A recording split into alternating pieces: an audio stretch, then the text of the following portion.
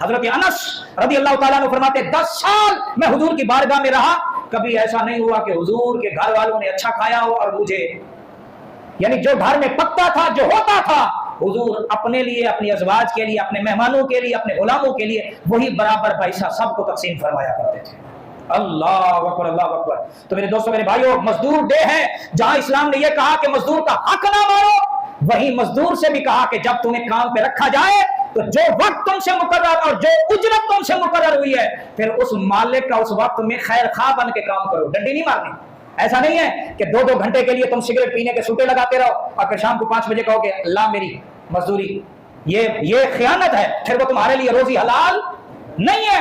اگر آپ یہ دیکھو جی مالک چلا گیا ہے، اب بیٹھ جاؤ جناب، گپے لگانے لگ جاؤ، جب وہ آئے تو پھر تیز ہو جاؤ، یہ پھر آپ اپنے روزی اپنے لیے حلال نہیں کریں۔ جو وقت مقرر ہوا ہے، اسلام تو حکم دیتا ہے کہ جب تم کوئی کام کرو تو اس کے لیے پہلے سے اپنے اندر چیزیں طے کر لو، جو چیزیں طے پا جائیں اور اس پر جو اجرت مقرر ہو جائے بس اسی کے مطابق اپنا کام کر لو۔ اس سے بدگمانیاں بھی پیدا نہیں ہوں گی، لڑائی جھگڑے بھی نہیں ہوں گے، اور کوئی کسی کا حق بھی مار نہیں سکے گا۔ حضور مسجد میں تشریف لائے، سرکار نے ایک شخص کو دیکھا اور بکثرت دیکھا۔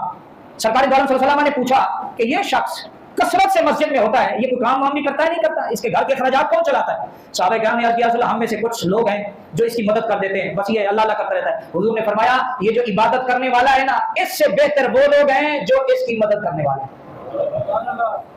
یعنی حالانکہ وہ عبادت کر رہا ہے، نماز پڑھ رہا ہے، لیکن کیا ہے؟ حضور نے فرمایا مدد کرنے والے اس سے کیا ہے؟ بہتر ہے۔ اور اسی طرح ایک شخص کا ذکر کیا گیا، صحابہ نے کہا ہم حج پہ گئے، یا رسول اللہ ایک شخص کو دیکھا، وہ جب سواری پہ سوار ہوتا اللہ کا ذکر کرتا، جب ہم کسی جگہ پڑاؤ ڈالتے کچھ وقت سستانے کے لیے وہ نوافل میں عبادت میں لگ جاتا۔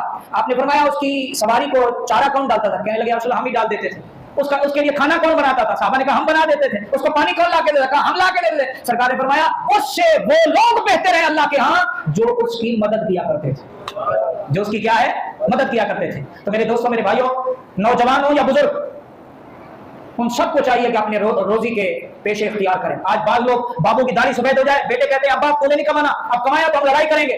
کہیں اسلام نے یہ نہیں فرمایا۔ ابا گھر میں بیٹھ جائے اور وہ محتاج ہو جائے تمہارا، حالانکہ ماشاءاللہ صحت مند ہے، سب کچھ کر سکتا ہے، جب تک وہ زندہ ہے بھائی اس کو رزق حلال کمانے کا کوئی پیشہ اختیار کرا دو، وہ مصروف رہے گا۔ ارے کھڑے کھڑے تو لوہے پر بھی زنگ لگ جاتا ہے۔ آج اکثر لوگ گھٹنوں کی، آج اکثر لوگ کمر کی تکلیفوں کی شکایت کرتے ہیں، اس کی وجہ کیا ہے؟ ہم نے بس تسمیہ لے کے ان کو گھروں میں بٹھا دیا۔ ارے ان کو کسی کام میں لگاؤ، عزت والا پیشہ اختیار کر کے دو، تاکہ وہ ان کا وقت بھی اچھا بسر ہو، اور اگر رزق حلال کمانے میں ان کو موت آ گئی تو اللہ پاک انہیں شہادت کا درجہ عطا فرمائے۔